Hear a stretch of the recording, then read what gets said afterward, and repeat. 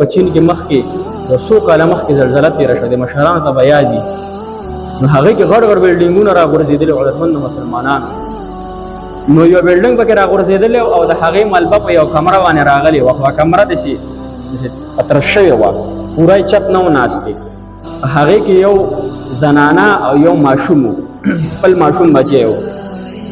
نو هغوی چې دا ملبه څو ورځې پکې تېره شوې دا ملبه یې دغه کوله نو هغې زنانه نه بیا تپوس کوي هغې چې تا څنګه زندګي تېره کړه په دې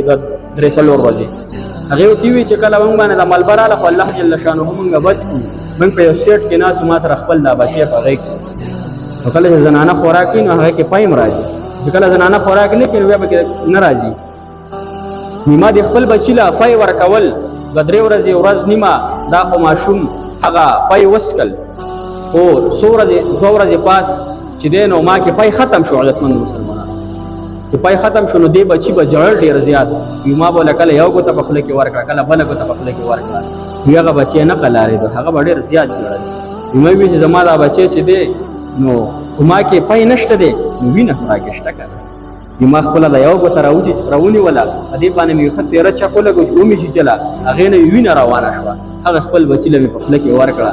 هغه به هغه راوده بیا چې لږ ساعت پس بیا بې قراره شو بیا په ژړا شو بیا مې بله ګوته دغه کړه زخمي کړه هغه مې په خوله کې ورکړه حد تر دې چې 10 واڼه ګوتې ما زخمي کړې او خپل دې بچي له مې ورکړه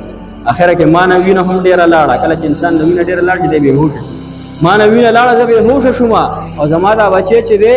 نو دی د وینو ډېرو څکلې د وجې نه دی هم بېهوشه شو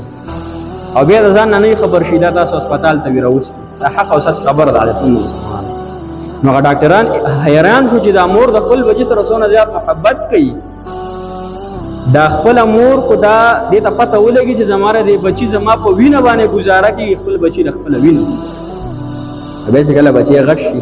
مړې تا ما لسې کړې هغې مور ته سپغې ستورې وایو هغې مور ته وایي ته رسنه خبرې هغې پلار ته وایي ته رسنه خبرې عزتمندو مسلمانانو هغې د مور نه تپوس وکړه چې تا سره څونه خورې هغه د پلار مزدورکار نه تپوس وکړه چې تا له څونه سختې مزدورۍ کړي نن خو زه هغې ته سترګې دغه کم وتم تا زما دپاره څه کړي نو دونه سختې مور او پلار د بچي دپاره تېروي دا واقعه مې دپاره ذکر عزتمندو مسلمانانو چې دا مور